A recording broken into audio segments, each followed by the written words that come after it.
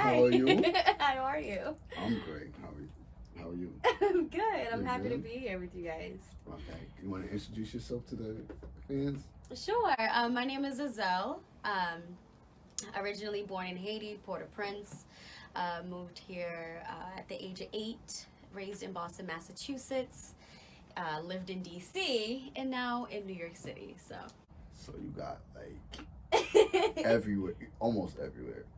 Just a couple places. How was it growing up in Haiti? Growing up in Haiti was really fun. Back then, I mean, I was super young. That's why I came here when I was at the age of 8. So from 7 till then, well, actually, it's still 8. No, I'm laughing. No, you're good. But it was just carefree, you know? I mean, it wasn't as corrupted and crazy as it is now, because I moved here, I think, in 2002. So it was at a slower pace. You know, the government was still it was getting there, but it wasn't all the way crazy. I'm always out. 2008 and 2002. Yeah. Okay. So you're fairly young. Mid-20s. Yeah, it's really young. Okay. You in your 40s? Nah. It's not. I feel like it sometimes. Oh, look this. I was laughing because I remember you said something in Creole on Instagram. So I was like, I told my friend, I sent it to my friend, like, yo, what she said? So she was telling me, like, he's like, oh, you do whatever, then you moving back to Haiti. Oh, yeah. And so forth. So she just started setting it out there. It's on Facebook, it's on IG. Oh, really? I don't know what you said, but it must have been something epic that she. Oh, that's she so had to do funny. that. But you said, all right, from Haiti, you moved to Boston, right? Yeah. What age? That was at 8. 8. 8 to what? From Boston, I moved away from Boston at the age of 17. So how was it, coming to age in Boston? Mm-hmm. How was that? It was a culture shock for me. I'll be honest with you, just because in Haiti it was different. I was speaking French. That's all I spoke with my mom, my family, my school, because I went to a Catholic all-girls school. And coming to America, like, I don't think America really kind of like bridges Haitian speaking French. So it was like Haitian speak Haitian Creole. In Haiti, I didn't predominantly speak Creole. I spoke French. Oh, you were uppity? So, well, I mean, I don't want to say yes or no. I'm not going to answer that question. But, but yeah, we spoke French most of the time. And I had to first learn English and kind of get acquainted again with Creole and just the regular urban way of talking Creole. You know? So that was cool. But, so you had to come to America to learn Creole? Well, no, I knew Creole, but I didn't know, like there's Dialects. still some Creole words that I'm like, yeah, because I wasn't really raised around the all urban neighborhood. It was just like my family being extra bougie. I don't know how it is, but yeah, I guess I understand. Yeah. So, coming to America, you had to learn to not just adapt to Americans, but non-bougie Haitians. Yeah, well, just my people, because I love Haitians. I love my culture. I love where I'm from. It's just, when you're little, you don't have a choice. Yeah. So your parents teach you what they want you to know. I went to an all-girls Catholic school, and they all spoke French. So in order for my mom to make me speak French to the best of my abilities, she felt that, there were some Haitian words. Like, sometimes we would talk Haitian Creole dialogue, but like sometimes it was just we would speak French. That's true. Yeah. So that was your Boston experience? Well, Boston was cool. Boston is where I started to really venture into like my music, and dippity dab in some things. I started singing classical. Well, your mother used to sing opera. Sings opera, yeah. She still does. You grew up around classical music. Yep. Did that make you any smarter? I think so. Because that's what they say. They do say that. I think it made me just like a little more cognizant. Like sometimes I'll do something and I'm like, okay, is this the right decision? But I don't think it's because of classic. I think, well, maybe because at a younger age. I don't know. You don't. But like, think about it. When you listen to like rah music, you feel hot and heavy. Like, say Chief Keef music. I don't listen. I never listen to Chief Keef. All right. hypothetically speaking. Hypothetically speaking. You know, Yeah. if you listen to like gangsta trap, you feel like you want to do gangsta shit, gangsta things. I do agree with that. My saying is, you are what you know. They say you are what you eat. Yeah, you are but what you consume. Yeah. Exactly, and I think that psychologically, like because I started listening to these very kind of like make sure you're sitting up straight type of music, it kind of just made me a little more aware. That's all. Okay. But not like made me smarter than anybody else. It's not about that. It's more of like, how do I want to represent myself right now? Yeah, I mean, I get that. Yeah. I take that in consideration when I listen to music. Like, how do I want to feel right now? Yeah. I don't listen to Chief Keef per se, or what you call rah-rah. My rah-rah would probably be Pusha T. Just started to get into Benny the Butcher, Mm-hmm. you know, Griselda. You may not know who these people are, you know, you little bougie. So, yeah. So You're just throwing shade. just a little bit, you know. All right. So from Boston, you went to DC Mm-hmm. at 18. Mm-hmm. Well, yeah, I turned 18 there What was the purpose of the move? to go to college. Yeah. What school? I went to a university there. It was the University of DC. University of DC. Yeah. Okay. So how did DC affect you in your music? Because that's they have Yeah. their Well, music culture. DC's where I met my producer that helped me produce "Hold Me Down," which is my first single, and I was just so ecstatic about it. And truthfully, I mean, I honestly do see life as in a growing type of journey. Mm-hmm. And I feel like I was in DC to mentally mature myself a little bit, Mm-hmm. if that makes sense. Just because I could have done more with my music, but I'm glad that when I did do my music and I had, you know, people that were into what it is that I was doing or liked my sound, that it was like I was already kind of like away from college, and it was like I had flexibility to go to shows and talk to people and be a little smarter and know who's trying to play with me, knows who's trying to be honest, you know. So I'm glad you said that. I know Yeah. I want to go to where you live now, but I'm gonna stay right here on that topic because when I first, say years ago, you know, I was always interested in music. yeah, Maybe not really want to be a musician, but you know, just being around the music scene. So you get to know people. hmm You gotta learn the hard way. Who's for you, not even for you, like who's just talking shit, yeah, and like who's really serious, like Yeah. about what they saying.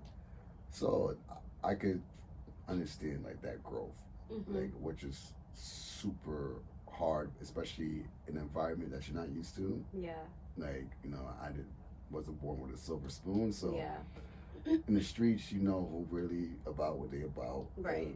But the music industry is a different environment, so you have to learn and adapt. yeah. In DC, I was like, when I started doing, so I left campus because tuition is crazy, and my Mhm. mother didn't make, you know, that much money, so financial aid was kind of burning off, and so I started living in this house with like full of guys in like College Park, Maryland. $500 for the room, just so I'm like, all right, if I can month? save, yeah, a month. Okay, so I'm like, all right, not bad. I'm like, okay, if I can save and just put the other money towards my music, I can do things. And so I got myself a car, and I was just driving to like studios like every night. I used to work from 9 to 6, and every night from like 7 to midnight, I would go to the studio. And then like other days, I'd go to these shows, but I'd go to these shows alone. So that, I think DC also taught me like how important it is to have a team with you, whether that's one person or two people with you, like, because if I was a timid type of person, I could have got played in a lot of situations. But because I'm not, you know, people are just like, oh, okay, you're on time, you're showing up, right? you're very punctual. Right? And then they're like, oh, okay, where's your team? And then you kind of see like people psychologically just change with you. Like it's like, oh, okay, you could tell like you're here alone. Okay, I'm gonna play with you.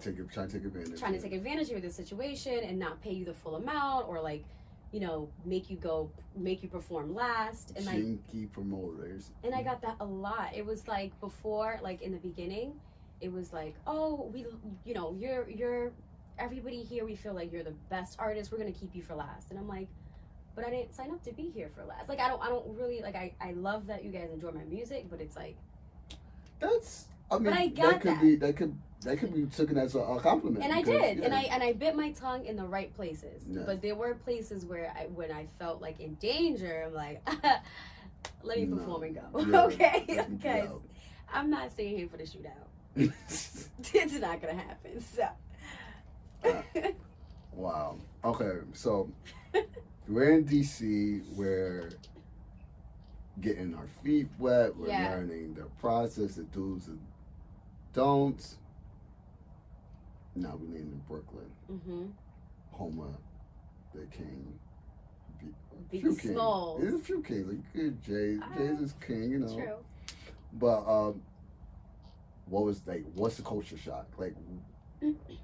Coming from from DC, from Boston to DC. Damn, you went like zigzag. Yeah.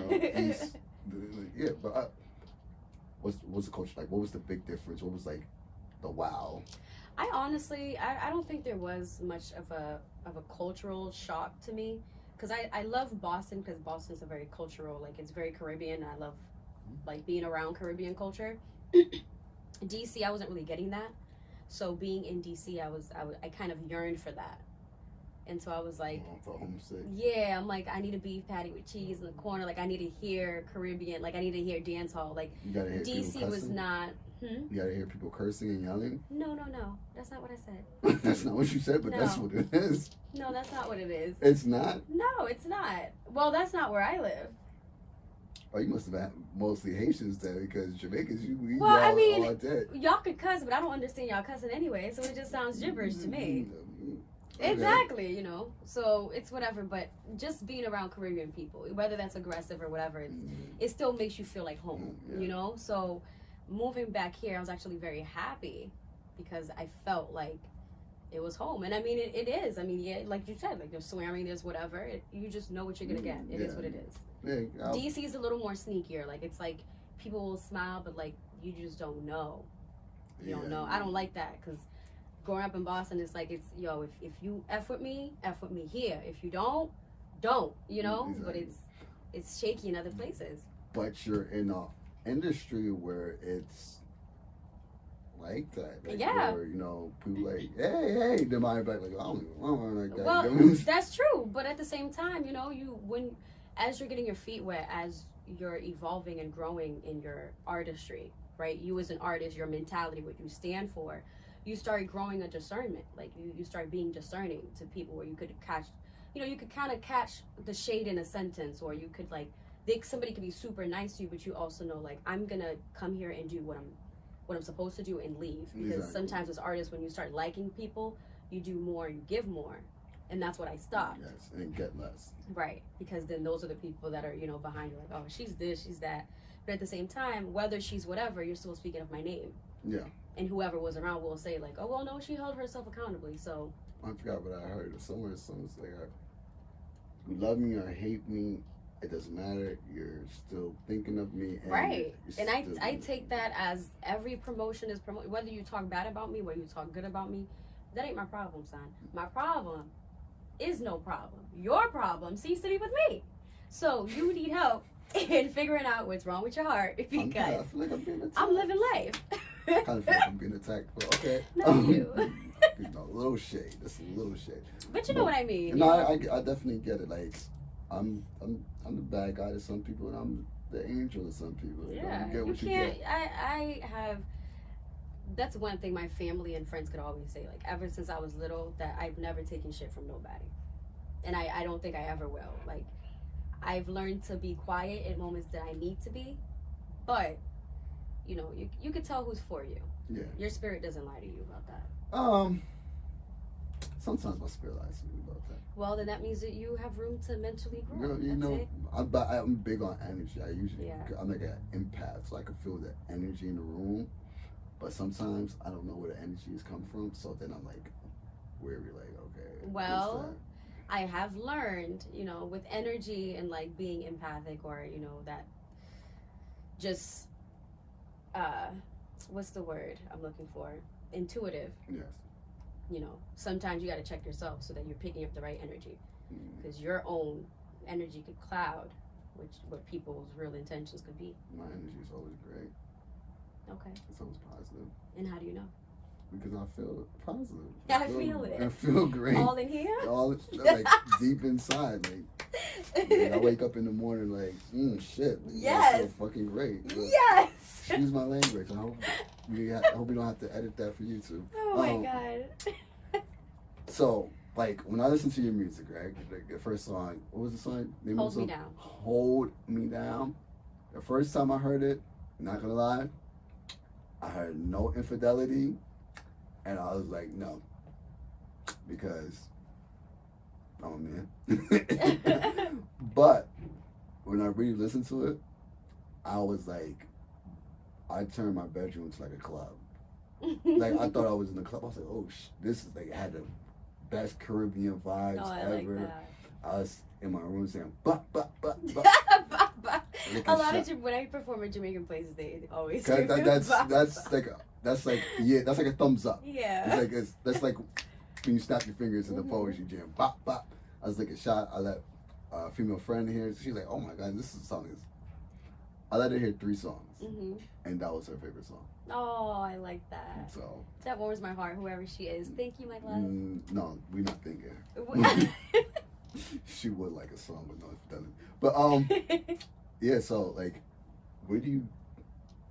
what inspires you? Like, where do you think you get that inspiration from for your style of music? Yeah, truthfully, it's really my own journey. I'm very to myself, and I came from a background that was not as supportive. Like, a lot of people will hear my story and be like, oh, okay, 2-family home to, absolutely not. I grew up in the hood, single mom, 3 brothers. They were just doing their thing. I was doing my thing. Not necessarily just not, everybody's not together. Like, everybody had talents and we're all talented. But, the mental structure, where my mom mentally was. And I know a lot of Caribbean people or Haitians could actually probably relate to this, because they keep you in this box. You have to do this to be proud, like to look or seem proud in their eyes. You know what I mean? I know. It's a lot. It's a Caribbean thing. Yeah, I'm drawing a blank, but yeah. know what when people from other countries, they want their children to do this, be very structured. This is how I imagine you. Yeah. But with that being said, what really introduced you to music, since you were so structured? Well, it was an escape for me, because with what I was gonna say is, yes, that, but it's different also having a mother that's bipolar, who's having episodes, right? Your mother was bipolar? Yeah.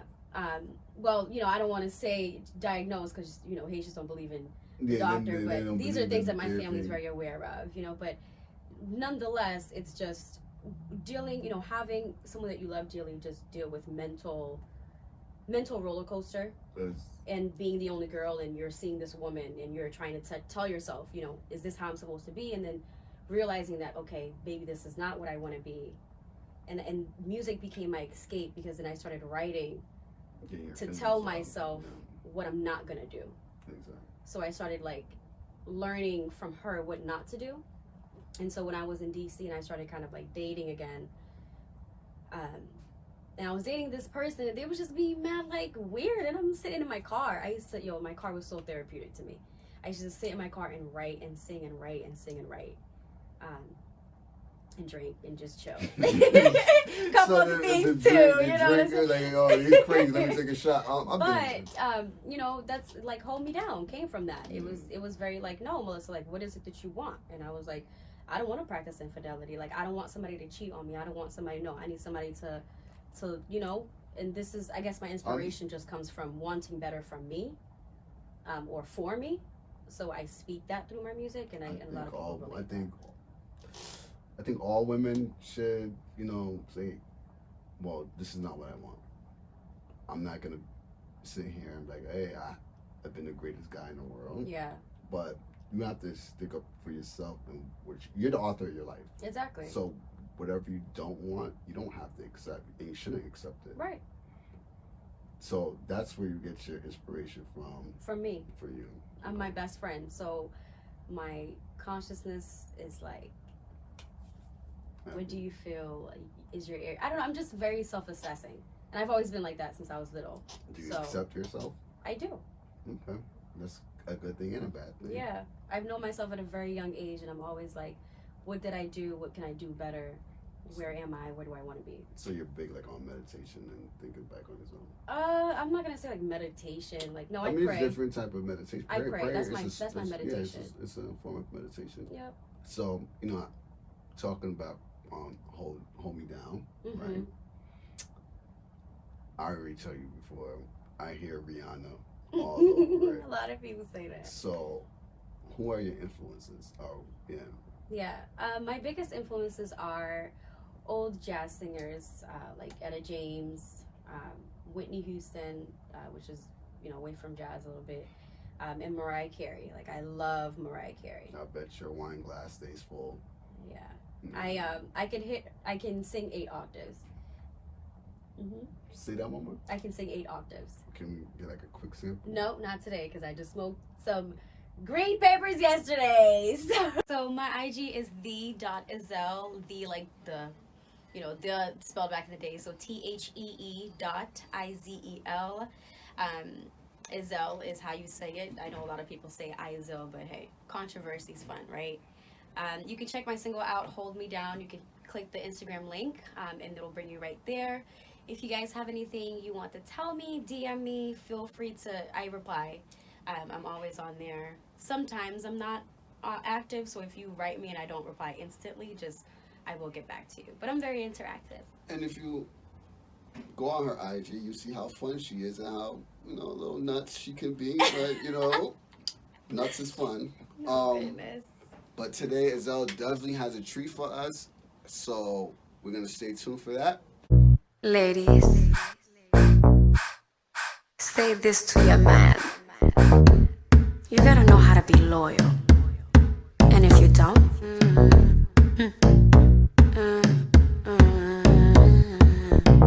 I don't wanna practice no infidelity.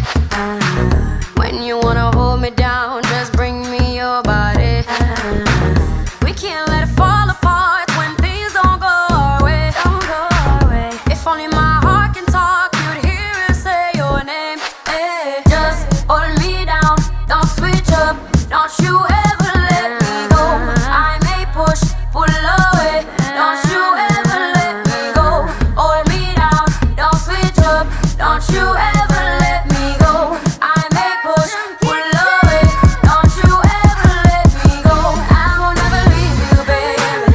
Promise me you always love me more. Tell me that you need me, baby. I'll always be what you're looking for. When I say I need it, baby, I mean for you to know you're sure. And if you ever leave me, baby, believe you never come back through that door. So bring the earth to me, and be my company. And you got everything you want from me. We're back on it, come up, daily. And if your love is strong, it will always stay turning me on. And so you want me, I feel wine upon ya. Yeah, you know you want me wine upon ya. Just hold me down, don't switch up, don't you ever let me go. I may push, pull away, don't you ever let me go. Hold me down, don't switch up, don't you ever let me go. I may push, pull away, don't you ever let me go. I will never leave you, baby. Promise me you always love me more. Tell me that you need me, baby. I'll always be what you're looking for. When I say I need it, baby, I need for you to know you're sure. And if you ever leave me, baby, believe me, never come back to that door. No, don't waste no time when you see me. Come and catch this wine if you feel me.